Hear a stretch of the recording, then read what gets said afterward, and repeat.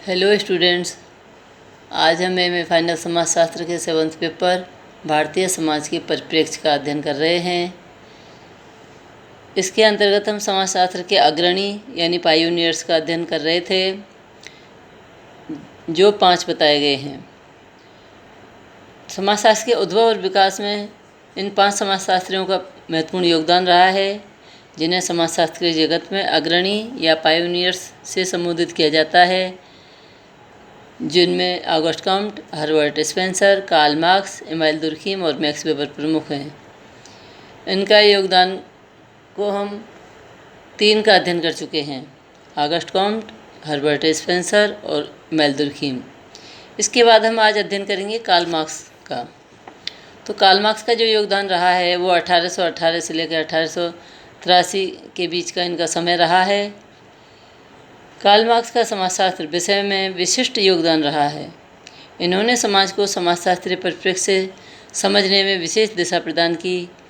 Marks ने सामाजिक परिवर्तन, समाज के परिवर्तन के प्रारूप, अतिरिक्त मूल्य की अवधारणा, द्वंद्वात्मक भौतिकवाद, समाज के इतिहास की भौतिकवादी या आर्थिक व्याख्या, वर्ग एवं वर्ग संघर्ष की अवधारणा आदि इस महत्वपूर्ण अवधारणाओं एवं सिद्धांतों को प्रतिपादित करके समाजशास्त्र विषय के विकास में महत्वपूर्ण योगदान दिया। अब हम इन महत्वपूर्ण अवधारणाओं और सिद्धांतों को संक्षिप्त में समझते हैं।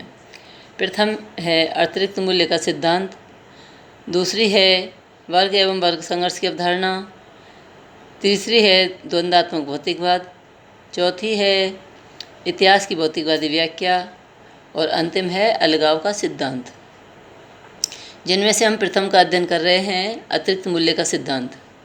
तो कार्ल मार्क्स ने समाज की जो व्याख्या की है उसका मूल आधार अतिरिक्त मूल्य है। कार्ल मार्क्स कहते हैं कि अतिरिक्त मूल्य का अर्थ है किसी वस्तु के निर्माण में जितना खर्च आता है और खर्चे की तुलना में जितने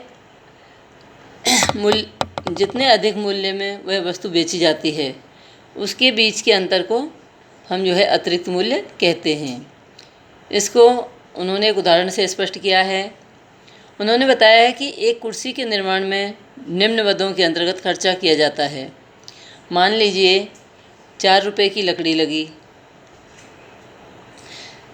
2 रुपये की कील लगी, बढ़ई को कुर्सी बनाने में 10 रुपये दिए गए। इसके अतिरिक्त कुर्सी के निर्माण के लिए पूंजीपति ने स्थान और वित्तीय व्यवस्था में 2 रुपये खर्च किए। इस प्रकार से कुर्सी की कुल लागत 18 रुपये आई। पूंजीपति ने इस कुर्सी को बाजार में 28 रुपये में बेचा। एक कुर्सी पर 10 रुपये का लाभ हुआ। तो मार्क्स के अनुसार यह 10 रुपये अतिरिक्त मूल्य है जिसको पूंजीपति प्राप्त करता है। कुर्सी के निर्माण में मजदूर ने अधिक श्रम किया है, जिसके परिणाम स्वरूप 10 रुपये का लाभ हुआ है, लेकिन पूंजीपति श्रमिक को इस 10 रुपये में से कुछ भी नहीं देता है और स्वयं हड़प लेता है। तो मार्क्स कहते हैं कि जो बढ़ई है, जो श्रमिक है, उसके पास उत्पादन के साधनों को जुटाने की शक्ति और दक्षता नहीं है।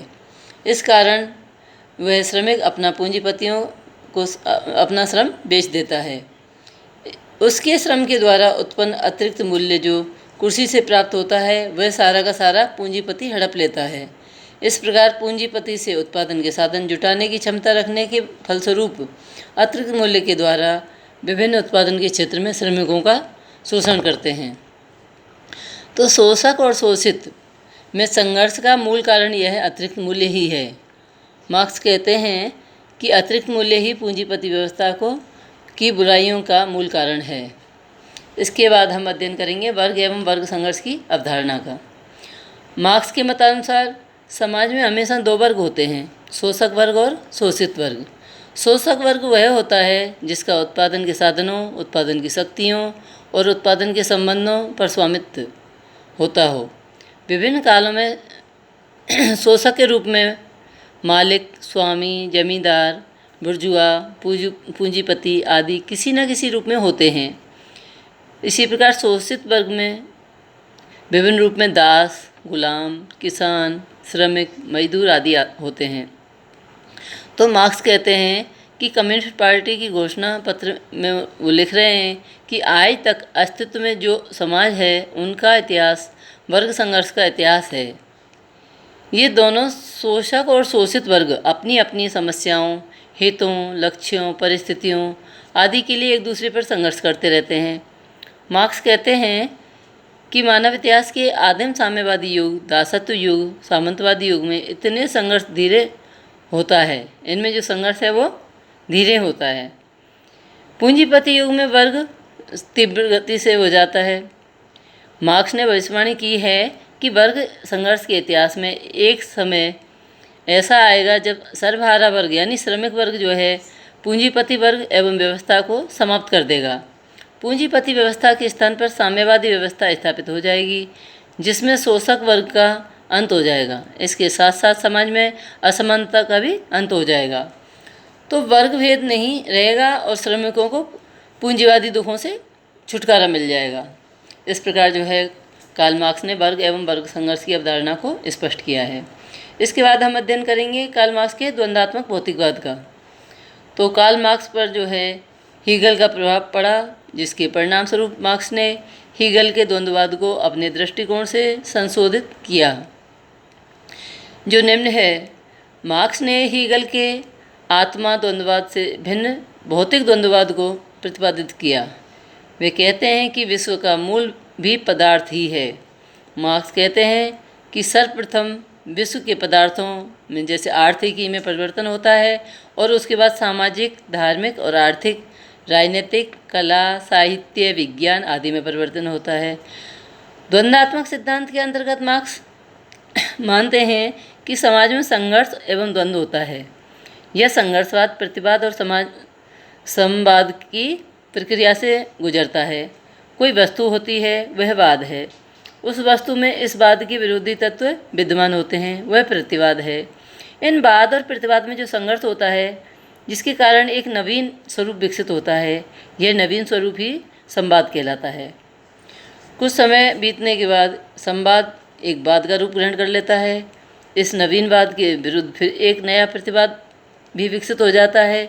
इन वाद और प्रतिवाद में संघर्ष होता है, जिसके परिणाम स्वरूप नवीन संवाद विकसित हो जाता है।